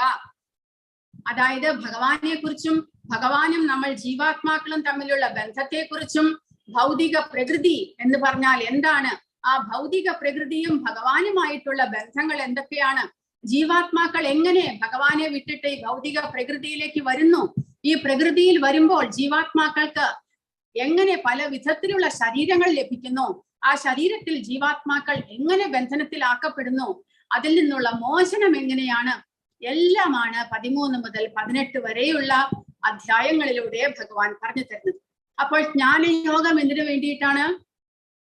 ആ ആധ്യാത്മികമായിട്ടുള്ള അറിവ് നമുക്ക് കരസ്ഥമാക്കുമ്പോൾ, അതായത് ഈ ഭഗവത്ഗീത തന്നെ നമ്മൾ പഠിക്കുന്നതോടെയാണ് നമുക്ക് ഭഗവാനെ കുറിച്ചും നമ്മളെ കുറിച്ചുമുള്ള യഥാർത്ഥ അറിവ് ലഭിക്കുന്നത്. അതുവഴി നമുക്ക് ഇവിടെ നിന്നുള്ള സ്വാതന്ത്ര്യത്തിന് വേണ്ടി പരിശ്രമം ചെയ്യാൻ സാധിക്കുന്നു. അതുപോലെ ജ്ഞാനയോഗത്തിലൂടെ ആധ്യാത്മിക ജ്ഞാനം കരസ്ഥമാക്കുമ്പോൾ നമുക്ക് ജീവാത്മാവിനെ പരിശുദ്ധമാക്കാനും അതുവഴി ഭക്തി യോഗത്തിലൂടെ നമുക്ക് ഭഗവാനെ പ്രാപിക്കാനും സാധിക്കുന്നു. അറിവില്ലാതെ നമ്മൾ എങ്ങനെ ഭക്തിയോഗത്തിലേക്ക് പോകും? കാരണം അറിവ് ലഭിച്ചാലല്ലേ എന്താണ് ഓരോന്നിനെ കുറിച്ചുമുള്ള അറിവ് നമ്മൾ കരസ്ഥമാക്കിയാലേ ശരിയായിട്ടുള്ള അറിവിലൂടെ നമുക്ക് മുന്നോട്ട് പോകാനായിട്ട് സാധിക്കുകയുള്ളൂ. അതുകൊണ്ട് ഏത് യോഗമാണെങ്കിലും അതിനെക്കുറിച്ചുള്ള അറിവ് നമുക്ക് കരസ്ഥമാക്കണം. അതുകൊണ്ട് ഭഗവാൻ നേരിട്ട് 13 മുതൽ 18 വരെയുള്ള അധ്യായങ്ങളിൽ നമുക്ക് പല വിധത്തിലുള്ള അറിവുകളാണ് നൽകുന്നത്. ശരീരത്തെ കുറിച്ച് 13ാമത്തെ അധ്യായത്തിൽ ക്ഷേത്രം, ക്ഷേത്രത്തിന് ശരീരം, അതിനുള്ളിൽ വസിക്കുന്ന ജീവാത്മാവ്, പരമാത്മാവ്, ഇവരെ കുറിച്ച് പറഞ്ഞു തരുന്നു. 14ാമത്തെ അധ്യായത്തിൽ 3 ഗുണങ്ങൾ, എങ്ങനെ ഈ ശരീരം ഭൗതിക പ്രപഞ്ചത്തിൽ സത്വ, രജസ, തമസ 3 ഗുണങ്ങളിലൂടെ പ്രവർത്തിക്കുന്നു. 15ാമത്തെ അധ്യായത്തിൽ സാക്ഷാത് പരമാത്മാവ് ആരാണ്, അദ്ദേഹം എങ്ങനെയാണ് ശരീരത്തിൽ ഇരുന്നു കൊണ്ട് ജീവാത്മാവിനെ നിയന്ത്രിക്കുന്നത്. ഇങ്ങനെ 16ാമത്തെ അധ്യായത്തിൽ മനുഷ്യർ, 2 വിധത്തിലുള്ള മനുഷ്യർ, ദൈവിക ഗുണമുള്ളവരും അസുര ഗുണമുള്ളവരും. ഭഗവാൻ എല്ലാം തന്നെ, അദ്ദേഹത്തിന്റെ ശരിക്കും ഭഗവത്ഗീത പഠിച്ചു കഴിഞ്ഞാൽ നമുക്ക് മനസ്സിലാകുന്നു, സാക്ഷാത് ഭഗവാന്റെ കരുണ മാത്രമാണ് ഭഗവത്ഗീത. നമ്മൾ ജീവാത്മാക്കളെ ഉദ്ധരിക്കാനുള്ള അദ്ദേഹത്തിന്റെ ആഗ്രഹം, അദ്ദേഹം കാരണം ഒരു പിതാവ് തന്റെ മക്കൾ സുരക്ഷിതരായിട്ട് തന്നോടൊപ്പം വസിക്കാനായിട്ട് ആഗ്രഹിക്കുന്നു. ഭഗവാൻ നമ്മുടെ പിതാവാണ്. നമ്മൾ ഭഗവാനെ മറന്നു പോയാലും അദ്ദേഹം നമ്മളെ മറക്കുന്നില്ല. നമ്മളെ തിരിച്ച് ആ ഭഗവത് ധാമത്തിലേക്ക് എത്തിക്കാനുള്ള വഴികളാണ് ഭഗവത്ഗീതയിലൂടെ അദ്ദേഹം നമുക്ക് പറഞ്ഞു തരുന്നത്. അത് ആചാര്യന്മാരിലൂടെ നമ്മൾ മനസ്സിലാക്കുക. ആചാര്യന്മാർ ഭക്തിയോഗം ശ്രീമദ് ഭഗവത്ഗീതയുടെ മധ്യത്തിലായിരിക്കുന്നതിന്റെ കാരണങ്ങൾ പറഞ്ഞിരിക്കുന്നു. അവ താഴെ കൊടുക്കുന്നു. കാരണം ഭക്തിയോഗം കർമ്മയോഗത്തിനും ജ്ഞാനയോഗത്തിനും മധ്യത്തിലാണ് കൊടുത്തിരിക്കുന്നത്. കാരണം എന്താണ്? ഭക്തി രഹസ്യമാണ്. ഭക്തിയാണ് എല്ലാ ഗ്രന്ഥങ്ങളുടെയും സാരാംശം. ഭക്തിയില്ലാതെ കർമ്മയോഗവും ജ്ഞാനയോഗവും ജീവനില്ല. ഭക്തിയാണ് അതിന് ജീവൻ നൽകുന്നത്. കാരണം കർമ്മയോഗത്തിലൂടെ നമുക്ക് പരിശുദ്ധമാകാം, പരിശുദ്ധമായ കർമ്മങ്ങൾ ചെയ്ത് ജീവാത്മാവിനെ പരിശുദ്ധമാകാം. ജ്ഞാനയോഗത്തിലൂടെയും അറിവ് സമ്പാദിച്ച് നമുക്ക് പരിശുദ്ധമാകാം. എന്നാൽ ഭഗവത് ധാമത്തിലേക്ക് നമ്മൾ എത്തണമെന്നുണ്ടെങ്കിൽ നമ്മൾ ഭക്തിയോഗികളാകണം. കാരണം ഭഗവാനെ ആരാധിക്കാതെ, ഭഗവാന് നമ്മൾ ശരണാഗതരാകാതെ നമുക്ക് ഭഗവത് ധാമത്തിലേക്ക് പ്രവേശനമില്ല. കർമ്മയോഗമാണെങ്കിലും ജ്ഞാനയോഗമാണെങ്കിലും അവസാനം ഭക്തിയിലൂടെ ഭഗവാന് ശരണാഗതനായാൽ മാത്രമേ ഭഗവത് ധാമത്തിലേക്ക് നമുക്ക് പോകാൻ സാധിക്കുകയുള്ളൂ. അതുകൊണ്ട് ആ ഭക്തി കർമ്മയോഗത്തിന്റെയും ജ്ഞാനയോഗത്തിന്റെയും ഏറ്റവും ഉന്നതമായിട്ടുള്ള ശ്രേണി ആയതുകൊണ്ട് ഭക്തിയെ നടുവിൽ കൊടുത്തിരിക്കുന്നു. ഭക്തി കൊണ്ടാണ് ജ്ഞാനയോഗവും കർമ്മയോഗവും പൂർണ്ണമാകുന്നത്. പൊതുവെ മനുഷ്യർ അടുപ്പത്തിലാകാതെ രഹസ്യമായ കാര്യങ്ങൾ വെളിപ്പെടുത്താറില്ല. അതുകൊണ്ട് ബഹുമാനാർത്ഥം ഭക്തി മധ്യത്തിൽ കൊടുത്തിരിക്കുന്നു. ഏറ്റവും പ്രാധാന്യമുള്ളതിനാൽ ഭക്തി മധ്യത്തിൽ കൊടുത്തിരിക്കുന്നു. കാരണം ഒരു രാജാവ് സൈന്യത്തോടൊപ്പം യാത്ര ചെയ്യുമ്പോൾ മുൻപിലും പുറകിലും സൈന്യമുണ്ടാകും, നടുവിലാണ് രാജാവ് യാത്ര ചെയ്യുക സുരക്ഷിതനായിരിക്കാൻ. അതുപോലെ ഭക്തിയും വളരെയധികം ഭഗവാന് പ്രിയപ്പെട്ട ഒരു സബ്ജക്റ്റാണ്. ഭക്തന്മാർ ഭഗവാന്റെ പ്രിയമുള്ളവരാണ്. എല്ലാം കൊണ്ട് വളരെയധികം ഭഗവാന് താല്പര്യമുള്ളത് കൊണ്ട് ഭക്തി മധ്യത്തിൽ കൊടുത്തിരിക്കുന്നു. ശീല പ്രഭുപാദരുടെ വ്യാഖ്യാനം താഴെ കൊടുത്തിരിക്കുന്ന വൈഷ്ണവന്മാരുടെ വ്യാഖ്യാനത്തിന് അടിസ്ഥാനമാക്കിയുള്ളതാണ്. ശ്രീ ബലദേവ് വിദ്യാഭൂഷൺ, ശ്രീല വിശ്വനാഥ ചക്രവർത്തി ഠാക്കൂർ, ശ്രീല ശ്രീധര സ്വാമി, ശ്രീപദ രാമാനുജാചാര്യ, ഇവരുടെ എല്ലാം ഭഗവത്ഗീത സാരാംശത്തിൽ നിന്ന് എടുത്തിരിക്കുകയാണ് പ്രഭുപാദ ഈ വ്യാഖ്യാനത്തിന്റെ ഓരോ സെക്ഷനും എന്നാണ് ഇവിടെ പറഞ്ഞിരിക്കുന്ന വ്യാഖ്യാനം. ഇവരുടെ എല്ലാം പുസ്തകങ്ങൾ നോക്കി പ്രഭുപാദ എഴുതിയിട്ടുള്ളതാണ്. ഭഗവത്ഗീതയിലെ 700 ശ്ലോകങ്ങളുടെ വിഭജനം ഭഗവാൻ ശ്രീകൃഷ്ണൻ 574 ശ്ലോകങ്ങൾ പറഞ്ഞിരിക്കുന്നു. അർജുനൻ 84, സഞ്ജയൻ 41, ധൃതരാഷ്ട്രൻ ആദ്യത്തെ ഒരു ശ്ലോകം മാത്രം. അങ്ങനെ അധ്യായം ആരംഭിക്കുകയാണ്.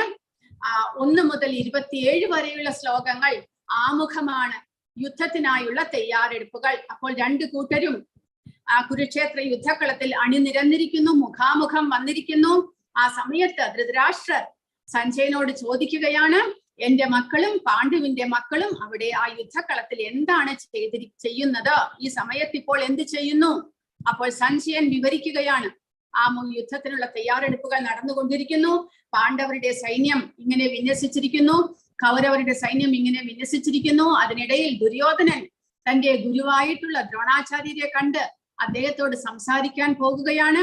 അങ്ങനെ യുദ്ധത്തിന്റെ തയ്യാറെടുപ്പുകളെ കുറിച്ച് സഞ്ജയൻ വിവരിക്കുന്നതാണ് 1 മുതൽ 27 വരെയുള്ള ശ്ലോകങ്ങൾ. 28 മുതൽ 46 വരെയുള്ള ശ്ലോകങ്ങൾ അർജുനന്റെ വിഷാദത്തെ കുറിക്കുന്നു. തന്റെ എതിർ സൈന്യത്തെ കണ്ടതോടുകൂടി അർജുനന്റെ മനസ്സ് വ്യാകുലമാകുകയാണ്. താൻ ആരോടെല്ലാമാണ് യുദ്ധം ചെയ്യാൻ പോകുന്നത് എന്ന് കണ്ടിട്ട് അദ്ദേഹത്തിന് വിഷാദമുണ്ടാകുന്നു. അങ്ങനെ അദ്ദേഹം കൃഷ്ണനോട് പറയുന്ന വാക്കുകളാണ് 28 മുതൽ 46 വരെയുള്ള ശ്ലോകങ്ങൾ. താൻ യുദ്ധം ചെയ്യാതെ ഇരിക്കാനുള്ള കാരണങ്ങളാണ് അർജുനൻ വിവരിക്കുന്നത്. 1 മുതൽ 13 വരെ ദുര്യോധനൻ വിലയിരുത്തിയതിനെ കുറിച്ച് സഞ്ജയൻ ധൃതരാഷ്ട്ര രാജാവിനോട് പറയുന്നു. ഭീഷ്മരും കുരു സൈന്യവും ഉച്ചത്തിൽ ശംഖമൂതി ദുര്യോധനന് സന്തോഷം നൽകുന്നു. മറുവശത്ത് കൃഷ്ണന്റെയും അർജുനന്റെയും അതീന്ദ്രിയ ശംഖം മുഴക്കുന്നതും അതുപോലെ പാണ്ഡവ സൈന്യത്തിലെ മറ്റംഗങ്ങളുടെ ശംഖം മുഴക്കുന്നതും ദുര്യോധനന്റെ ഹൃദയത്തെ തകർക്കുന്നതാണ് 14 മുതൽ 19 വരെയുള്ള ശ്ലോകങ്ങൾ. 20 മുതൽ 27 വരെ കുരു സൈന്യത്തെ നിരീക്ഷിക്കുവാൻ 2 സൈന്യങ്ങൾക്കിടയിൽ തന്റെ രഥം കൊണ്ടുചെന്നിടുവാൻ അർജുനൻ കൃഷ്ണനോട് അഭ്യർത്ഥിക്കുന്നു. ഇരു വശത്തുമുള്ള ബന്ധുക്കളെയും ഗുണകാംക്ഷികളെയും അർജുനൻ കാണുന്നു. അപ്പോൾ ആദ്യത്തെ ശ്ലോകം സഞ്ജയനോട് ധൃതരാഷ്ട്രയുടെ ചോദ്യമാണ്. എന്താണ് ചോദിക്കുന്നത്? ധൃതരാഷ്ട്ര ഉവാച ധർമ്മക്ഷേത്രേ കുരുക്ഷേത്രേ സമവേദായുയുത്സവഃ മാമകാഃ പാണ്ഡവശ്ചൈവ കിമ കുർവത സഞ്ജയ. അപ്പോൾ ധൃതരാഷ്ട്ര ചോദിക്കുകയാണ്, അവർ എന്താണ് ചെയ്യുന്നത്? ധർമ്മക്ഷേത്രേ കുരുക്ഷേത്രേ, പുണ്യസ്ഥലമായ കുരുക്ഷേത്രത്തിൽ യുദ്ധോത്സുകരായി ഒന്നിച്ചു കൂടിയ എന്റെ മക്കളും പാണ്ഡപുത്രന്മാരും എന്ത് ചെയ്യുന്നു എന്നാണ് ധൃതരാഷ്ട്രയുടെ ചോദ്യം. അപ്പോൾ ധൃതരാഷ്ട്രയുടെ മനസ്സിൽ ഭയമാണ്, ആശങ്കയാണ്. കാരണം യുദ്ധത്തിന്റെ പരിണിത ഫലം എന്തായിരിക്കും എന്ന ധൃതരാഷ്ട്രയുടെ മനസ്സിൽ ആശങ്ക. കൗരവ സൈന്യത്തിൽ 11 അക്ഷൗഹിണിയുണ്ട്, ശരിയാണ്. പക്ഷെ പാണ്ഡവർ ബലത്തിൽ അവർ 5 പേരും കൂടെ ചേരുമ്പോൾ കൗരവ സൈന്യത്തെ തോൽപ്പെടുത്തുവാൻ ശക്തിയുള്ളവരാണ് എന്ന് ധൃതരാഷ്ട്രക്കറിയാം. രണ്ടാമതായിട്ട് ധർമ്മം പാണ്ഡവരുടെ പക്ഷത്താണ്. ദുര്യോധനാദികൾ തെറ്റ് ചെയ്തിട്ടുണ്ട് എന്ന് ധൃതരാഷ്ട്രക്കറിയാം. മൂന്നാമതായിട്ട് കൃഷ്ണൻ പാണ്ഡവരുടെ പക്ഷത്തുണ്ട്. നാലാമതായിട്ട് കുരുക്ഷേത്ര യുദ്ധക്കളം ധർമ്മഭൂമിയാണ്. അതുകൊണ്ടാണ് ധൃതരാഷ്ട്ര പറയുന്നത് ധർമ്മക്ഷേത്രേ കുരുക്ഷേത്രേ. ആ ധർമ്മഭൂമിയിൽ ധർമ്മം മാത്രമേ ജയിക്കുകയുള്ളൂ എന്നും ധൃതരാഷ്ട്രക്കറിയാം. അതുകൊണ്ട് ധൃതരാഷ്ട്രയുടെ മനസ്സിൽ ഭയമാണ്, ആശങ്കയാണ്. രണ്ടാമതായിട്ട് ഇനിയൊരു കാര്യം പറയാനുള്ളത്, ആ ധർമ്മക്ഷേത്രം ഒരു സ്ഥലം, നമ്മളിപ്പോൾ പുണ്യസ്ഥലങ്ങളിൽ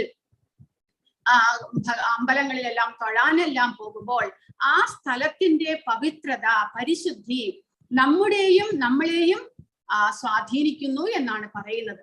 അതുകൊണ്ട് ധൃതരാഷ്ട്ര വിചാരിക്കുന്നു ആ കുരുക്ഷേത്ര യുദ്ധക്കളമാണെങ്കിൽ കൂടെ അത് ധർമ്മക്ഷേത്രമായതുകൊണ്ട് അതിന്റെ സ്വാധീനം തന്റെ മക്കളിൽ ഉണ്ടാകുമോ? അവർ എന്തെങ്കിലും ഉടമ്പടിക്ക് തയ്യാറാകുമോ? പാണ്ഡവർക്ക് കുറച്ച് രാജ്യമോ കുറച്ച് സ്ഥലമോ കൊടുത്തിട്ട് യുദ്ധം ചെയ്യാതിരിക്കാനുള്ള എന്തെങ്കിലും തീരുമാനമെടുക്കുമോ? കാരണം ധൃതരാഷ്ട്രക്ക് യുദ്ധം വേണം എന്നുള്ള ആഗ്രഹമാണ്. കാരണം പാണ്ഡവരെ എങ്ങനെയെങ്കിലും ഇല്ലാതാക്കണം, എങ്കിൽ മാത്രമേ തന്റെ മക്കൾക്ക് ഈ രാജ്യം മുഴുവനുമായിട്ട് ഒറ്റയ്ക്ക് ഭരിക്കാൻ കഴിയുള്ളൂ.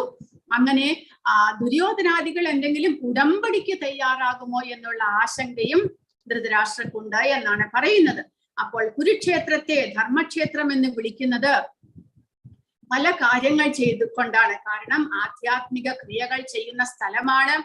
പരമദിവ്യോത്തമ പുരുഷനായ ശ്രീകൃഷ്ണ ഭഗവാൻ പാണ്ഡവരുടെ സൈന്യത്തിലാണ്. അതുകൊണ്ട് ധൃതരാഷ്ട്രക്ക് ആശങ്ക. വേദങ്ങളിൽ ദേവന്മാർ പോലും ഒരു ആരാധനാ സ്ഥലമായിട്ട് പറഞ്ഞിട്ടുള്ള സ്ഥലമാണ് കുരുക്ഷേത്രം. പാണ്ഡവർ സ്വഭാവേന ഗുണശാലികളായതിനാൽ ആ പാവന സ്ഥലത്തിന്റെ സ്വാധീന ശക്തി അവർക്ക് സഹായകരമാകുന്നു. ദ്രോണരും ഭീഷ്മരും വിശുദ്ധരാണ്. അതുകൊണ്ട് ധൃതരാഷ്ട്രക്ക് അവരെയും ഭയമുണ്ട്. അങ്ങനെ യുദ്ധം ചെയ്യാതിരിക്കാനുള്ള സ്വാഭാവിക പ്രവണത അവിടെ ഉണ്ടാകുമോ എന്നുള്ള ചിന്തയാണ് ധൃതരാഷ്ട്രക്കുണ്ടാകുന്നത്.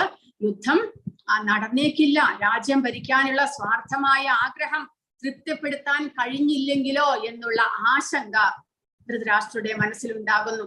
പക്ഷേ പ്രഭുപാദ പറയുന്നത് ഈ ധർമ്മക്ഷേത്രേ കുരുക്ഷേത്രേ എന്നുള്ളതിന്റെ അർത്ഥം വിളനിലത്തിലെ കളകളെ എന്ന പോലെ ധൃതരാഷ്ട്രപുത്രന്മാരായ ദുര്യോധനാദികളെ ഈ യുദ്ധം പൂർണ്ണമായും ഇല്ലാതാക്കും എന്നാണ് അർത്ഥം എന്നാണ് പ്രഭുപാദ പറയുന്നത്.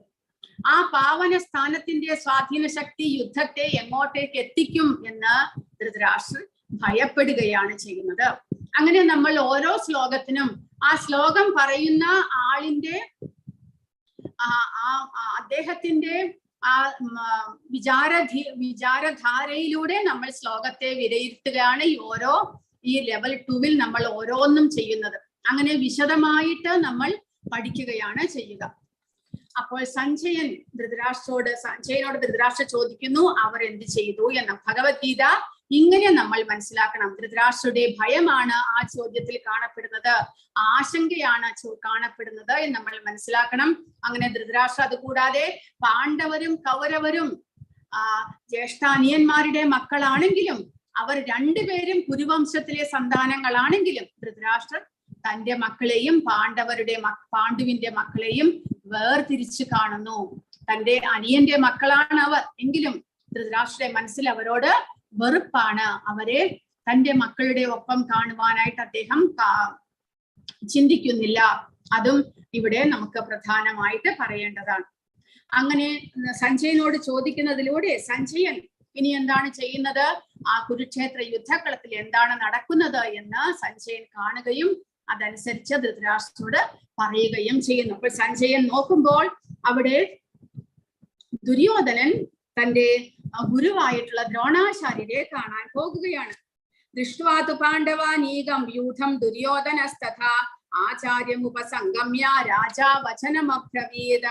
സഞ്ജയൻ പറഞ്ഞു, അല്ലയോ രാജാവേ, പാണ്ഡുപുത്രന്മാർ സജ്ജമാക്കിയ സൈന്യത്തെ കണ്ട് ദുര്യോധന മഹാരാജാവ് ആചാര്യന്റെ മുന്നിൽ ചെന്ന ഇങ്ങനെ പറഞ്ഞു.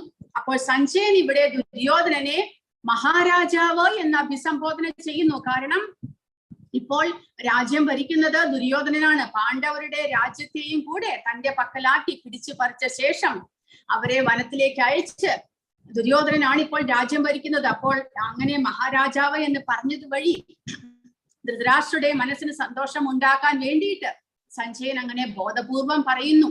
അതായത് ദുര്യോധന മഹാരാജാവ് പാണ്ഡവരുടെ സൈന്യവ്യൂഹം കണ്ടിട്ട് തന്റെ ഗുരുവായിട്ടുള്ള ദ്രോണാചാര്യരെ കണ്ട് അദ്ദേഹത്തോട് പറയുകയാണ്. കാരണം എന്താണ്?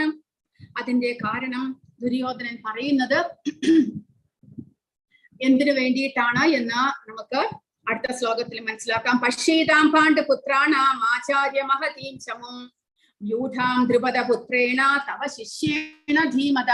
ദുര്യോധനനെ ഇവിടെ പ്രഭുപാദ പറയുന്നത് വളരെയധികം ഒരു വലിയ നയതന്ത്രജ്ഞനാണ്. കാരണം എല്ലാവരെയും തന്റെ വാക്കുകളിലൂടെ മുറിപ്പെടുത്താനും തന്റെ പാട്ടിലാക്കാനും കഴിവുള്ള ഒരാളാണ് ദുര്യോധനൻ. അപ്പോൾ ദ്രോണാചാര്യർക്ക് അർജുനനെ വളരെയധികം കാര്യമായിരുന്നു. കൂടാതെ ദ്രോണാചാര്യർക്ക് ഒരു ശത്രു ഉണ്ടായിരുന്നു, തന്റെ മിത്രമായിരുന്നു ദ്രുപദൻ. ദ്രൗപദിയുടെ അച്ഛനായിട്ടുള്ള ദ്രുപദൻ ദ്രോണാചാര്യരുടെ മിത്രമായിരുന്നു, സുഹൃത്തായിരുന്നു. എങ്ങനെയാണോ കൃഷ്ണനും സുദാമാവും തമ്മിൽ ഗുരുകുലത്തിൽ ഒരുമിച്ച് പഠിച്ചത്, അതുപോലെ ദ്രോണാചാര്യരും ദ്രുപദ രാജാവും ഗുരുകുലത്തിൽ ഒരുമിച്ച് പഠിച്ച് വളർന്നവരാണ്. ദ്രോണാചാര്യർ ഒരു ദരിദ്ര ബ്രാഹ്മണന്റെ പുത്രനും ദ്രുപദൻ ഒരു രാജാവിന്റെ മകനും. എങ്കിലും അവർ സുഹൃത്തുക്കളായിരുന്നു. അപ്പോൾ ദ്രോണാചാര്യരുടെ ദാരിദ്ര്യം കണ്ടിട്ട് ദ്രുപദകുമാരൻ ആ സമയത്ത് ഗുരുകുലത്തിൽ പഠിക്കുന്ന സമയത്ത് തന്റെ സുഹൃത്തിന് വാഗ്ദാനം ചെയ്തു, ഞാൻ എപ്പോൾ രാജാവാകുന്നുവോ ആ സമയത്ത് രാജ്യത്തിന്റെ പകുതി ഞാൻ നിങ്ങൾക്ക് തന്നേക്കാം. അങ്ങനെ നമ്മൾ ഈ രണ്ടു പേരും ഈക്വൽ ആയിട്ട് രാജാക്കന്മാരായിട്ട് നമ്മൾ ജീവിക്കുമെന്ന് ദ്രുപദകുമാരൻ തന്റെ ഗുരുകുലത്തിൽ വെച്ച് ദ്രോണാചാര്യർക്ക് പ്രോമിസ് ചെയ്തിരുന്നു. അങ്ങനെ ഗുരുകുലവാസമെല്ലാം കഴിഞ്ഞിട്ട് ദ്രുപദകുമാരൻ തന്റെ രാജ്യത്തിലേക്ക് തിരിച്ചു പോകുന്നു. ദ്രോണാചാര്യർ തന്റെ വീട്ടിലേക്ക് പോയി. അദ്ദേഹം വിവാഹം കഴിച്ചു. അദ്ദേഹത്തിന് ഒരു കുഞ്ഞുണ്ടായി, അശ്വത്ഥമാവ്. പക്ഷെ വളരെയധികം ദാരിദ്ര്യമായതുകൊണ്ട് ആ കുഞ്ഞിന് ഒരു ഗ്ലാസ് പാല് കൊടുക്കാൻ പോലുമുള്ള കഴിവ് ദ്രോണാചാര്യർക്കോ ഭാര്യയ്ക്കോ ഉണ്ടായിരുന്നില്ല. കാരണം ബ്രാഹ്മണൻ ആയിരുന്നെങ്കിലും അദ്ദേഹം യോധമുറകളെല്ലാം പഠിപ്പിക്കുന്ന ആചാര്യനായിരുന്നു. ആ സമയത്ത് അദ്ദേഹത്തിന് വേണ്ടത്ര സാമ്പത്തിക ശേഷിയൊന്നും ഉണ്ടായില്ല. ആ സമയത്താണ് ദ്രോണാചാര്യർക്ക് ഒരു ആലോചന വന്നത്. കാരണം ദ്രുപദകുമാരൻ ഈ സമയത്ത് രാജാവായിരിക്കുന്നു. അദ്ദേഹത്തിന്റെ അച്ഛൻ രാജ്യം ഉപേക്ഷിച്ച് പോയി. ഇപ്പോൾ ധ്രുപദകുമാരനാണ് രാജാവ്. അദ്ദേഹം എനിക്ക് അന്ന് പ്രോമിസ് ചെയ്തിട്ടുണ്ട് പകുതി രാജ്യം തന്നില്ലെങ്കിലും കുറച്ചെന്തെങ്കിലും സഹായം ചോദിക്കാം എന്ന് പറഞ്ഞുകൊണ്ട് ദ്രോണാചാര്യർ ധ്രുപദ രാജാവിന്റെ കൊട്ടാരത്തിലേക്ക് പോകുന്നു. അവിടെ ചെല്ലുന്നതും ധ്രുപദകുമാരന് ദ്രോണാചാര്യരെ കണ്ട ഭാവം നടിച്ചില്ല. കാരണം അദ്ദേഹം ഇപ്പോൾ വലിയ രാജാവാണ്. ഇദ്ദേഹമാണെങ്കിലോ ദ്രോണാചാര്യർ ഒരു ദരിദ്രനായതുകൊണ്ട് കീറി പറഞ്ഞ ഡ്രസ്സും എല്ലാം ഇട്ട് വന്നിരിക്കുന്നത് കൊണ്ട് അദ്ദേഹം തന്റെ സുഹൃത്താണ് എന്ന് അംഗീകരിക്കാൻ കൂടെ രാജാവ് തയ്യാറായില്ല. അങ്ങനെ അപമാനിതനായിട്ട് ദ്രോണാചാര്യർ തിരിച്ചു വരേണ്ടി വന്നു. പക്ഷേ അതിനുശേഷമാണ് ഭീഷ്മർ തന്റെ കൊട്ടാരത്തിലെ പാണ്ഡവരെയും കൗരവരെയും എല്ലാം ആയുധമുറ പഠിപ്പിക്കാനായിട്ട് ദ്രോണാചാര്യരെ ഏൽപ്പിക്കുന്നത്. അങ്ങനെ അദ്ദേഹം കൊട്ടാരത്തിലേക്ക് ഷിഫ്റ്റ് ചെയ്യുന്നു. അങ്ങനെ അദ്ദേഹം നല്ല സാമ്പത്തിക സ്ഥിതിയിലാകുന്നു. അവസാനം ദുര്യോധനാദികളെയും പാണ്ഡവരെയും ആയുധമുറകളെല്ലാം പഠിപ്പിച്ചു കഴിഞ്ഞതിന് ശേഷം അവർ എന്താണ് അങ്ങേക്ക് ഗുരുദക്ഷിണ വേണ്ടത് എന്ന് ചോദിക്കുമ്പോൾ ഇദ്ദേഹം എന്താണ് പറയുന്നത്? നിങ്ങൾ എല്ലാവരും കൂടെ പോയി ധ്രുപദ രാജാവിനെ കീഴ്പ്പെടുത്തി അദ്ദേഹത്തെ എന്റെ മുന്നിൽ കൊണ്ടുവരണം എന്നാണ് ദ്രോണാചാര്യർ ഇവരോട് ഗുരുദക്ഷിണയായിട്ട് പറയുന്നത്. അങ്ങനെ അർജുനനും മറ്റുള്ളവരെല്ലാവരും പോയിട്ട് ധ്രുപദനെ കീഴ്പ്പെടുത്തുന്നു. അദ്ദേഹത്തെ ദ്രോണാചാര്യരുടെ മുന്നിൽ കൊണ്ടുവരുന്നു. ദ്രോണാചാര്യർ അദ്ദേഹത്തോട് പണ്ട് ധ്രുപദൻ വാക്ക് പറഞ്ഞ പകുതി രാജ്യത്തെ കുറിച്ച് പറയുന്നു.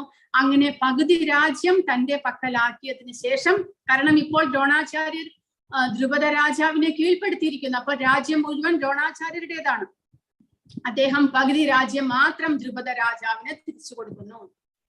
അതുമൂലം വളരെയധികം കോപാകുലനാകുന്നു ധ്രുപദൻ.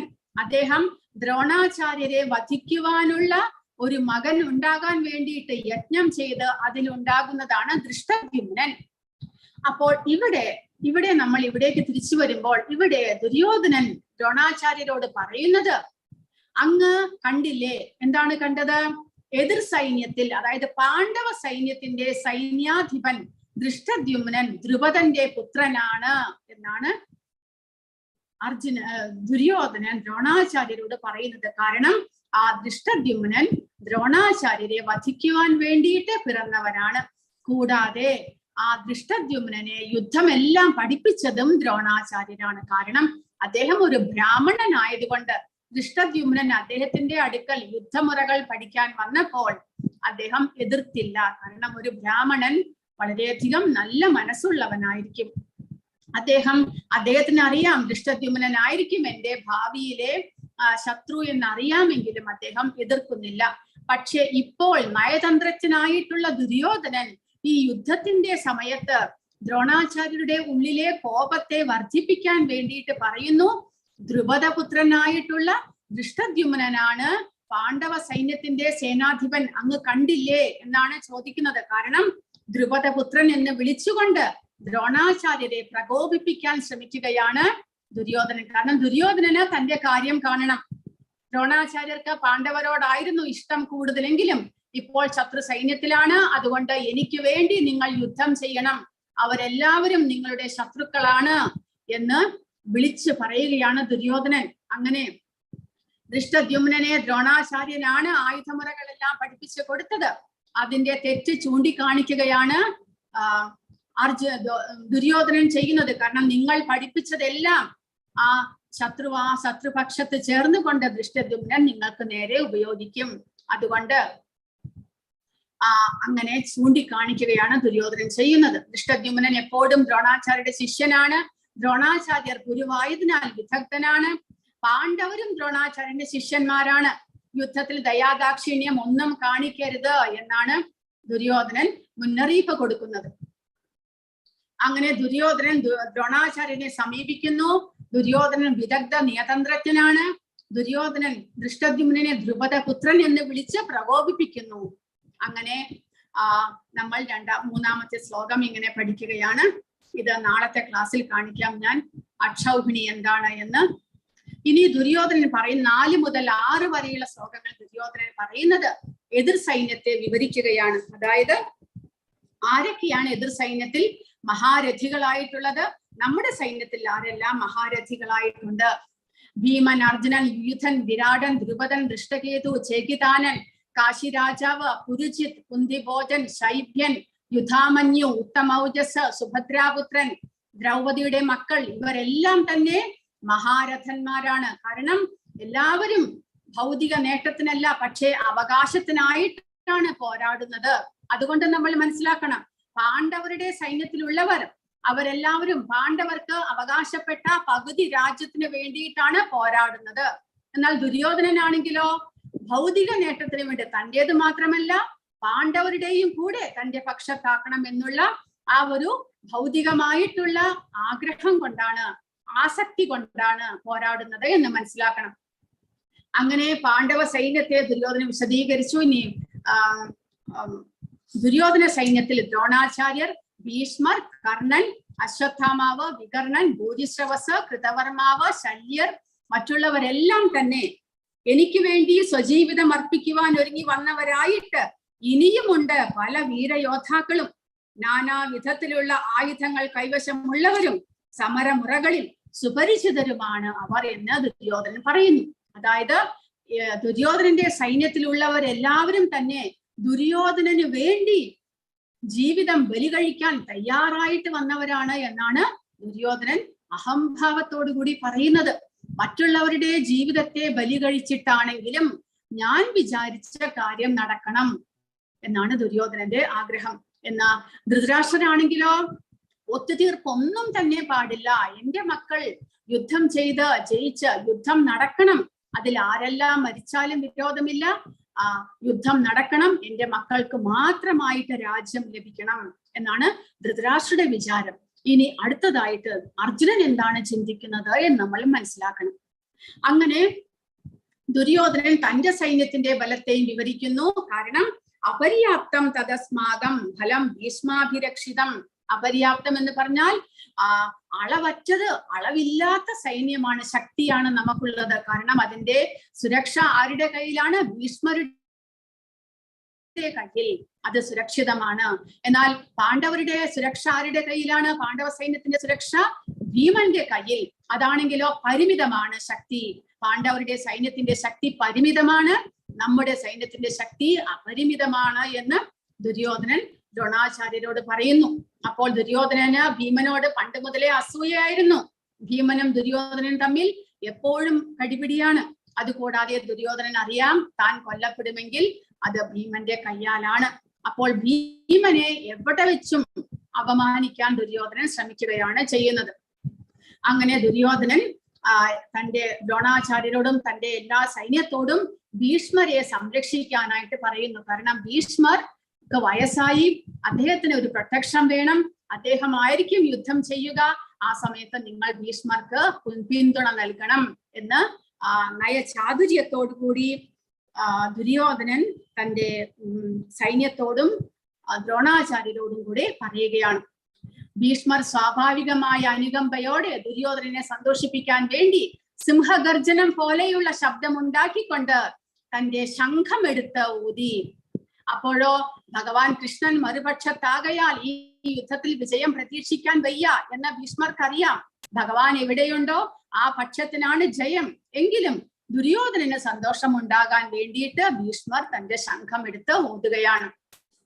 തന്റെ കർത്തവ്യം എന്ന നിലയിലാണ് ഭീഷ്മർ യുദ്ധം ചെയ്യുന്നത്. ഭീഷ്മർക്കറിയാം ധർമ്മം പാണ്ഡവരുടെ പക്ഷത്താണ്.